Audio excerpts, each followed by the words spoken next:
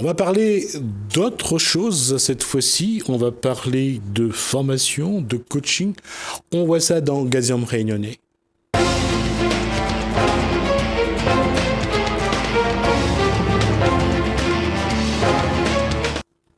Si on est classique, on dira qu'il est jeune, qu'il est propre sur lui-même, qu'il a tout un bagage.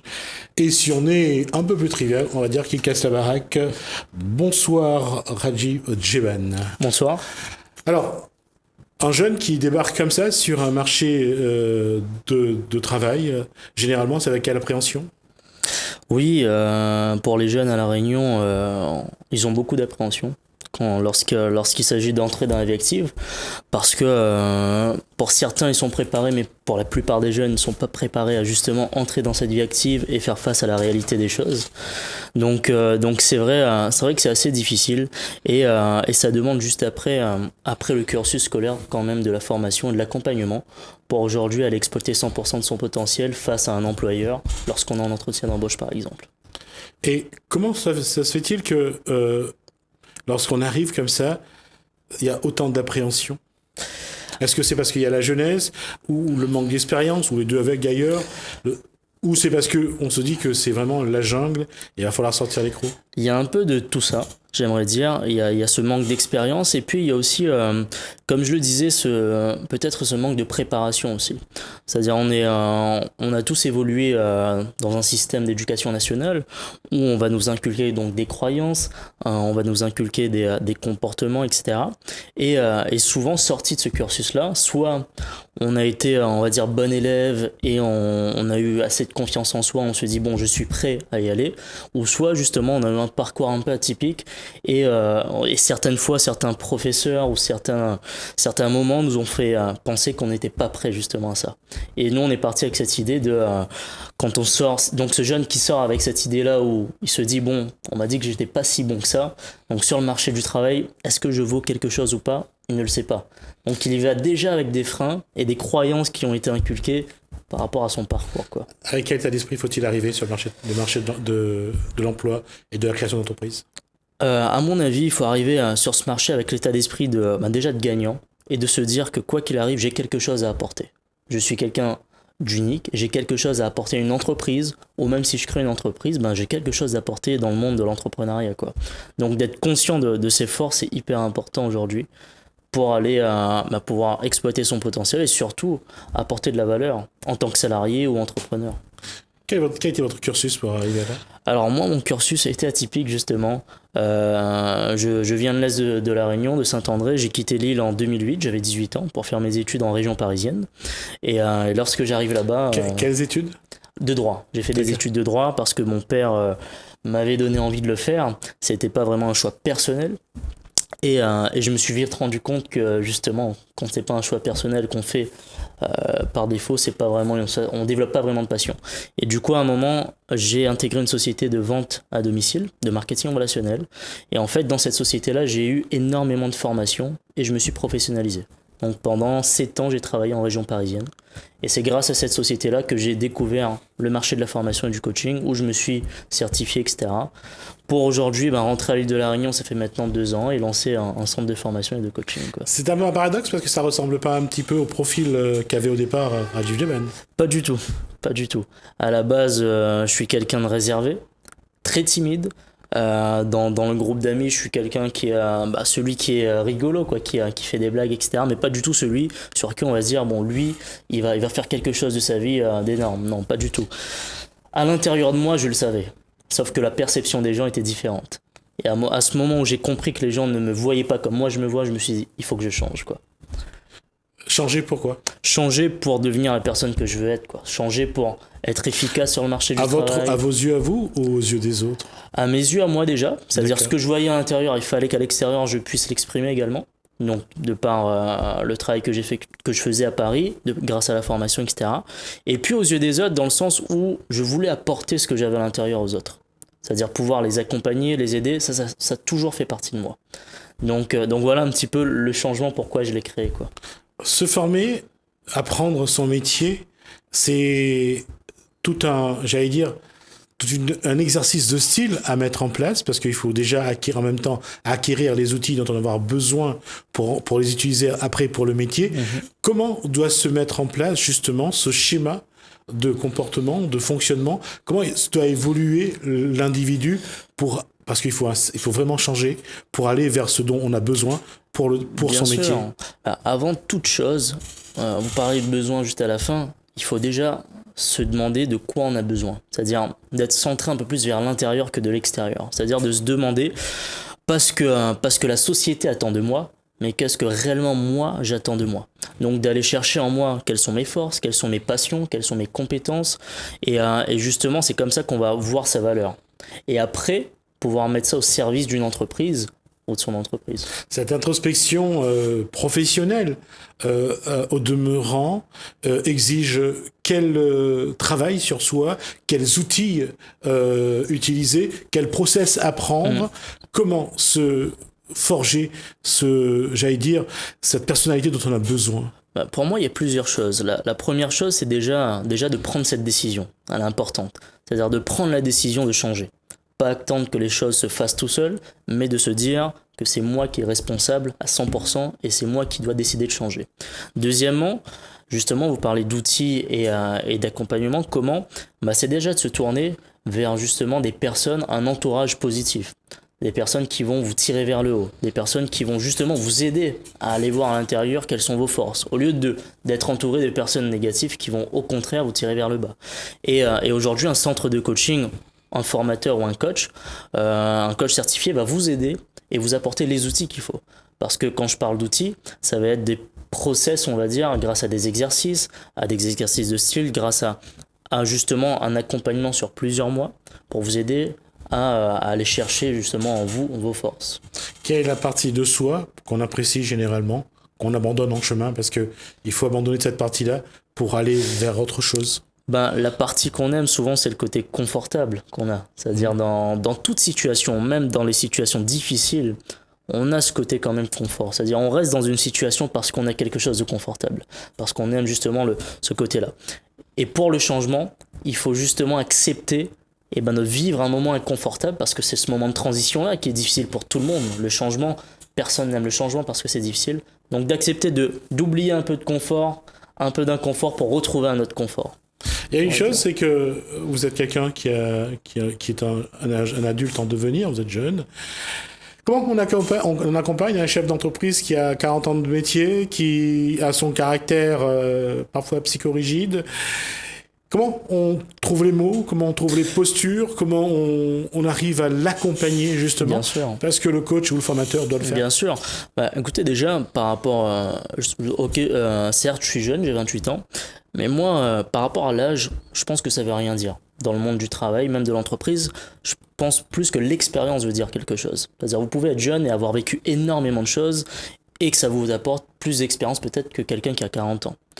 Et comment on accompagne quelqu'un qui est déjà ancré, qui est chef d'entreprise? C'est justement en lui montrant cette expérience-là.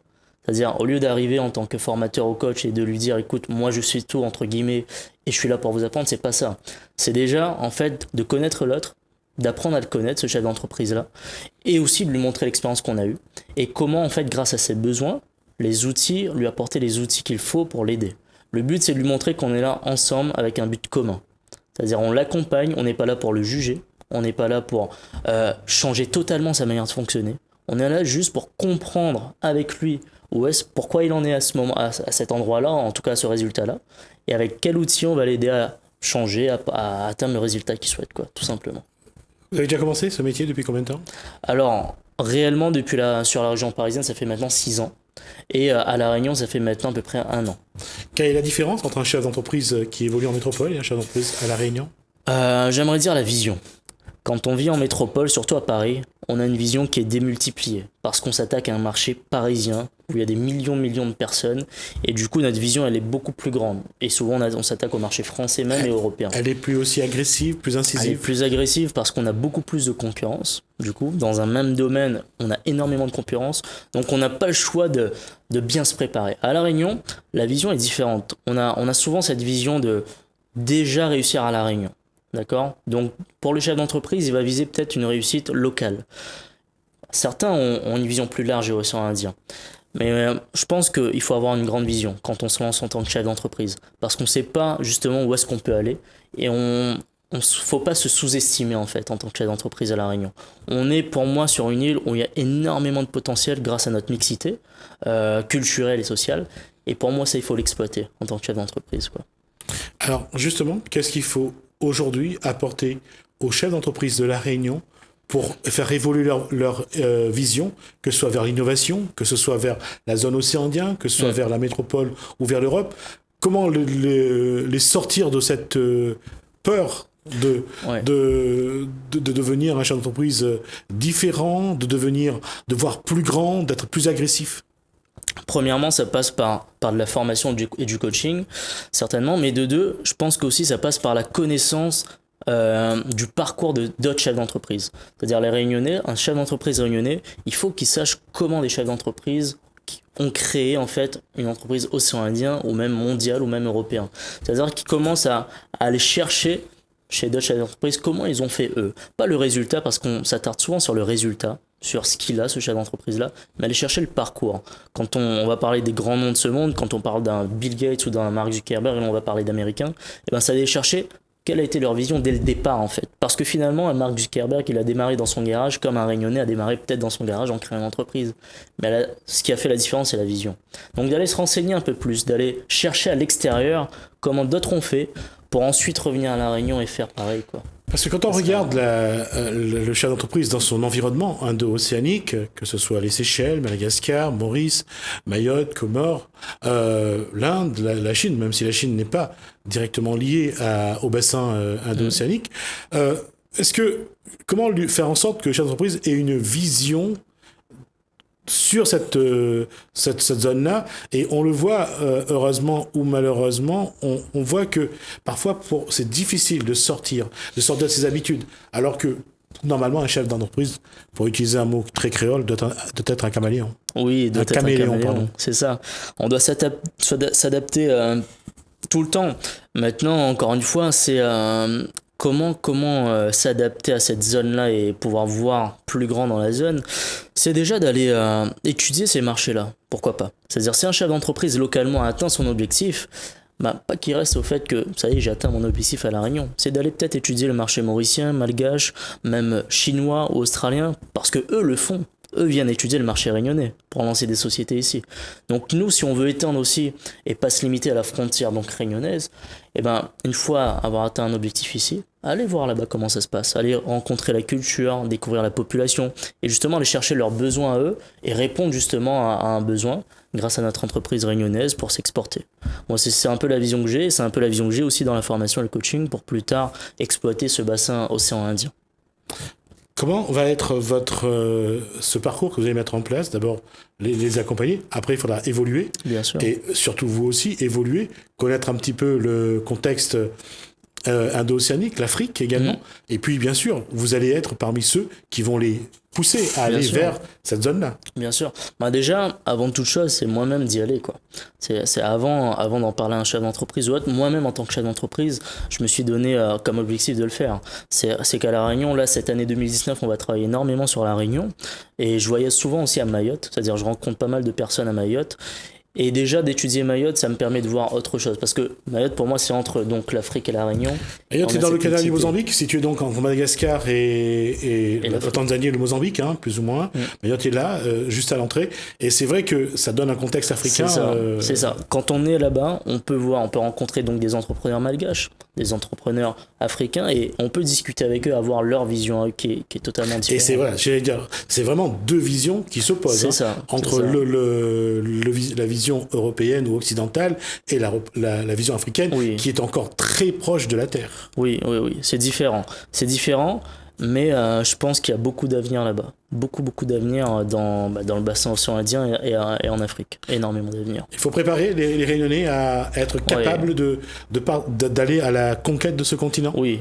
Dans le respect qu'on entend, je veux dire, partir à la conquête du continent africain, dans le respect pour y travailler, pour créer une collaboration. Bien sûr, pour accompagner des personnes ou répondre à des problématiques là-bas, bien entendu, parce que on est à La Réunion et juste à côté de nous, on a cette chance d'avoir Madagascar, qui est l'un des plus grands pays et où il y a énormément énormément de richesses. On a l'île Maurice, on a l'Australie qui est pas loin, la Chine, l'Inde, qui est aussi une énorme puissance mondiale, et on a l'Afrique.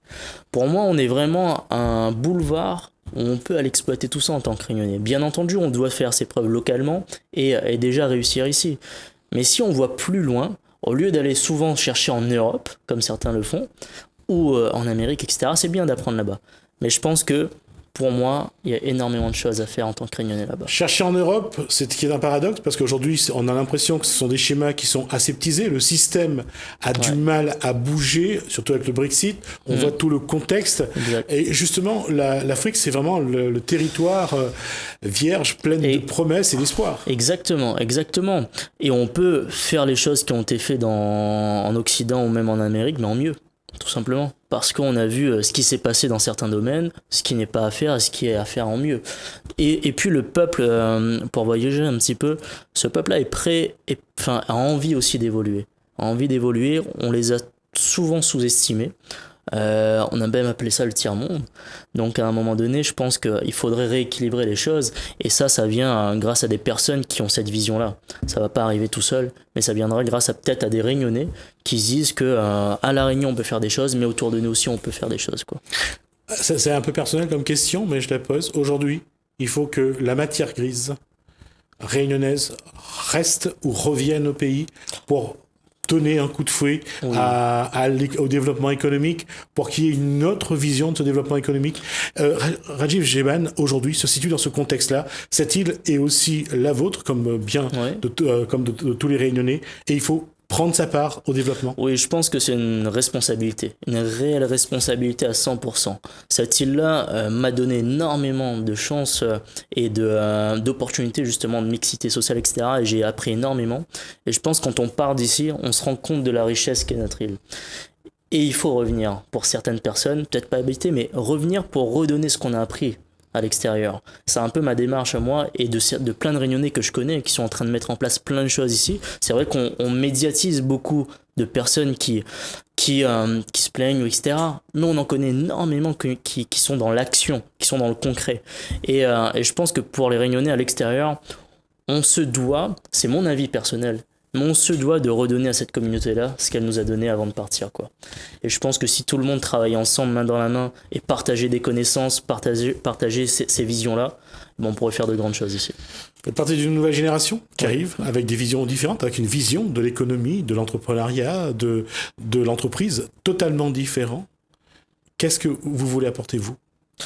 Moi, je veux apporter réellement cette confiance-là en les Réunionnais, en leur disant qu'il faut arrêter de croire en fait ce qu'on vous dit, c'est-à-dire le jugement qu'on a de la Réunion. Moi qui ai vécu à Paris pendant 7 ans et voyagé pas mal dans l'Europe, c'est vrai que quand t'es en métropole, on a souvent les gens ont cette vision de nous, les dom-toms quoi, un peu feignants, etc., qui se cassent pas la tête et tout. Moi je pense qu'il faut arrêter de penser à ça et dire réellement quelles sont nos forces à la Réunion, je le répète, et aller dans une démarche du travailler ensemble. On vit ensemble, et je pense que travailler ensemble peut apporter énormément de choses pour changer la donne, quoi.